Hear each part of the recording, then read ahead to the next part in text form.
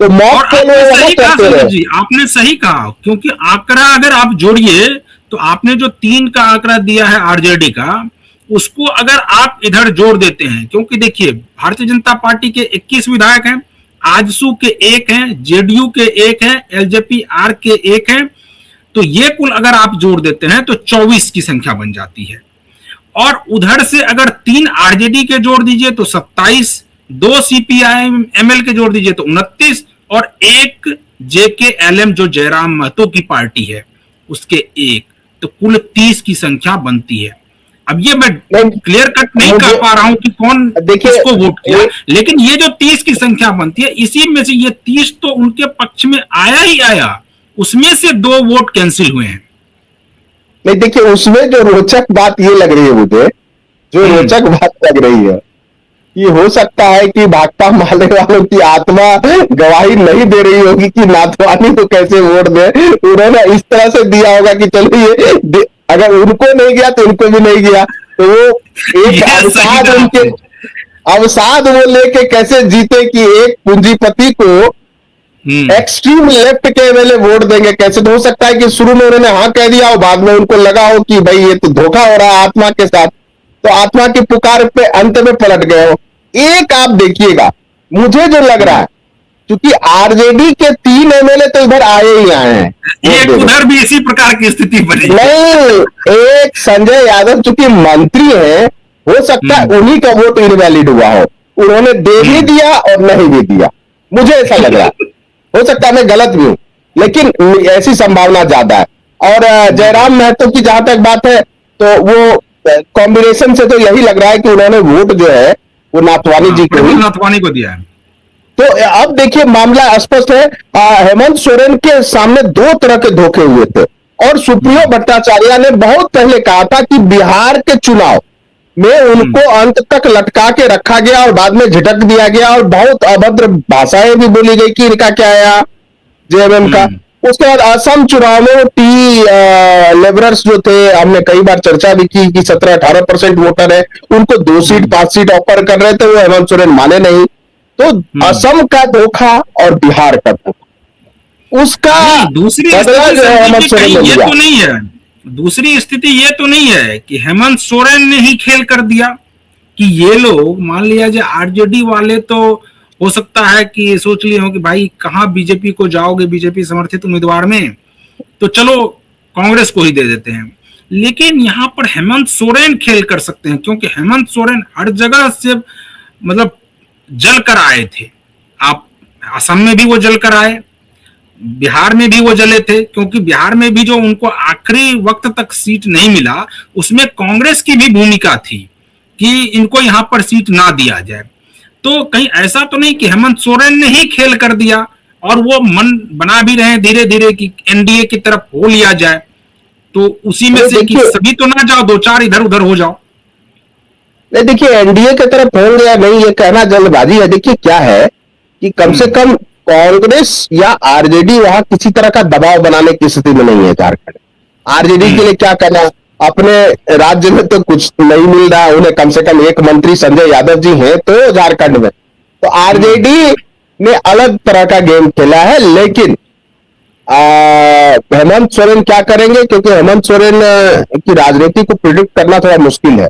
लेकिन आज जो हम्म। टी पार्टी चल रही थी, उसका जो दृश्य देखा मैंने, और मुझे हंसी आ रही थी कि ये 2-2 रात मॉकपोल हुआ, सारे विधायकों को लाया गया, सोचिए। हम्म।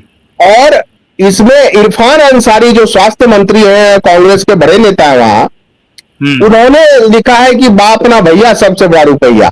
अब लोग उनके नीचे कमेंट कर रहे हैं, और ये बात सब जानते हैं झारखंड की राजनीति को जो जानते हैं, कि उनके पिताजी फुरकान अंसारी को टिकट मिलने की उम्मीद थी।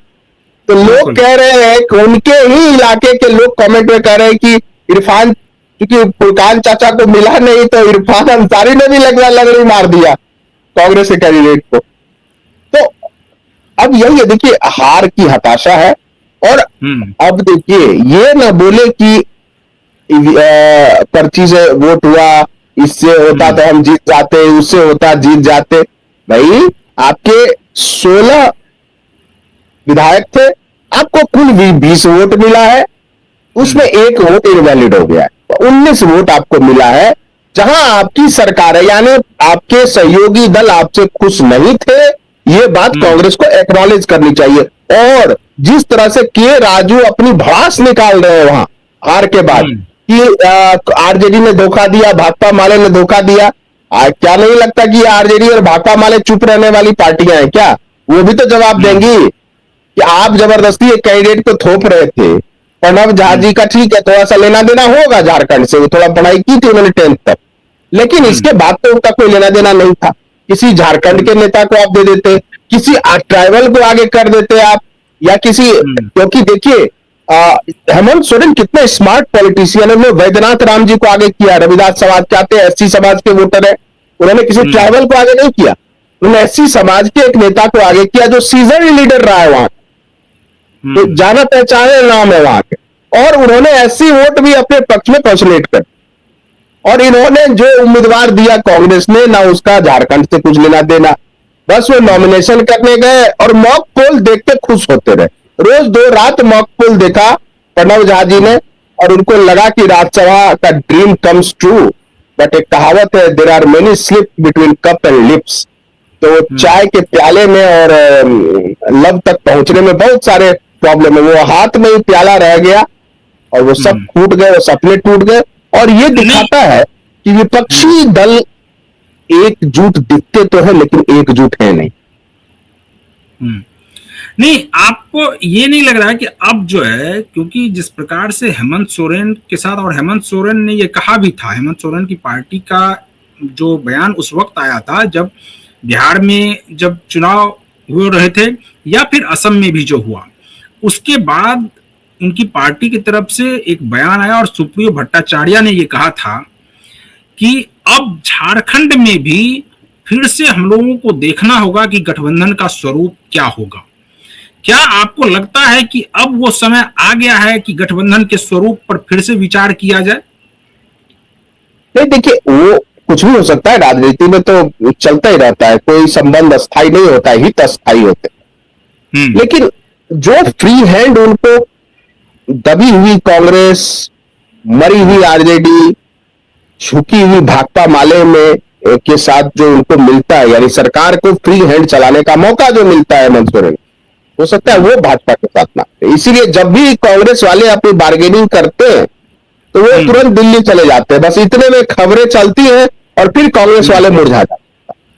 तो फ्री हैंड उनको कहां मिल रहा है, हेमंत सोरेन कहां कंफर्टेबल महसूस कर रहे हैं।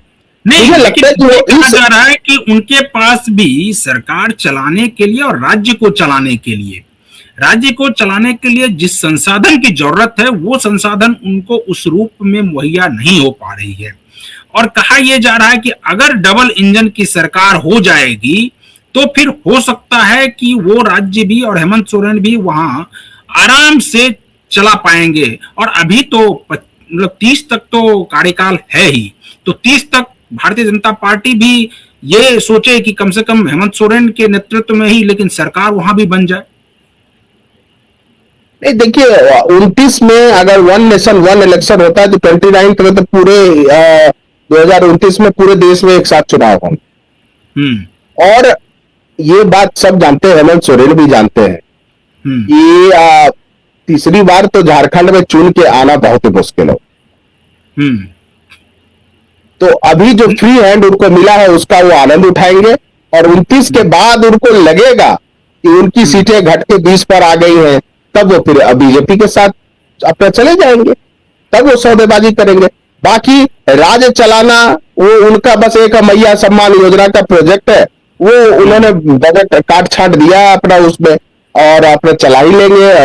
और रॉयल्टी भी मिलती है क्योंकि मिनरल्स रिच स्टेट है। और तीसरी बात यह है, देखिए कि आपको पता हो कि तीसरी बार हम जीतेंगे नहीं तो राज्य थोड़ा अव्यवस्थित भी चलेगा, तो हेमंत सोरेन को कुछ नहीं मिला देना। उनकी वाइफ बन गई वो एमएलए, बिल्कुल पार्टी और परिवार दोनों पे पूरी तरह से कंट्रोल हो गया। और अब कांग्रेस को अब पता है कि अगर जरा सा भी दबाव वो जेएमएम पर बनाएगी। देखिए, और आज भी देखिए के राजू ने जेएमएम पर कुछ नहीं बोला, हेमंत सोरेन पर कुछ नहीं बोला। उन्होंने के राजू ने अपना गुस्सा और गुबार 2 कमजोर भाइयों पे निकाला। आरजेडी और भाकपा माले, और मजबूत भाई जो हेमंत सोरेन उसमें कुछ नहीं बोला। हम्म। तो यहाँ फ्री हैंड उनको है, लेकिन राजनीति में कुछ भी संभव है। और देखिए वो तो हेमंत सोरेन अगर राजी हो जाए तो आधे घंटे में परिवर्तन हो जाएगा। लेकिन दिक्कत ये है कि हेमंत सोरेन के साथ अगर बीजेपी जाती है तो इनके 7 साल का लगभग जो अभी कार्यकाल है उसका एंटी इनकम्बेंसी भी बीजेपी के साथ है। नहीं, फिर साथ जाने के बाद तो फिर तो अगर गठबंधन हो जाए तो फिर तो क्या एंटी इनकम्बेंसी, फिर तो जीत ही जीत होगी हर सीट पर। नहीं तो उसमें मुख्यमंत्री पद क्या देगी बीजेपी उनको, और क्या वो मुख्यमंत्री पद हेमंत सोरेन छोड़ देंगे? और अगर मुख्यमंत्री तो क्या बाबूलाल मरांडी उप मुख्यमंत्री बन के रहेंगे? नहीं, ये तो लोग बिहार के बारे में भी कह रहे थे कि नीतीश कुमार कभी मुख्यमंत्री का पद देंगे क्या, लेकिन वो भी नीतीश कुमार नहीं, देखिए नीतीश कुमार की उम्र एक बहुत बड़ा फैक्टर नहीं, हेमंत सोरेन के पक्ष में उनकी एज है, एक युवा नेता है, तो क्या वो मुख्यमंत्री पद है वो खुद छोड़ेंगे बीजेपी के लिए? ऐसा तो नहीं है। और बीजेपी बिना सीएम पद के मानेगी नहीं, तो ये भी पेच है। और फ्री हैंड जो अभी कांग्रेस से मिलेगा, अब आरजेडी ये कह सकती है कि उनके विधायकों ने बगावत करके वोट दे दिया, लेकिन यहाँ तो भी चलता है नहीं राज्यसभा चुनाव में, यहाँ तो अंतरात्मा की आवाज पे मतदान होता है। तो सब खेल गए और सबको खेलना कांग्रेस के ही साथ है, बीजेपी को भी खेलना कांग्रेस के साथ, और उन कांग्रेस के सहयोगियों को भी कांग्रेस के साथ ही खेलना। चलिए संजीव, तो आज हम लोग इस डिबेट को यहीं पर खत्म करते हैं। कल किसी और मुद्दे के साथ फिर हाजिर होंगे, तब तक आप बने रहिए क्यू वाइव के साथ। मुझे और संजीव जी को दीजिए अनुमति। नमस्कार।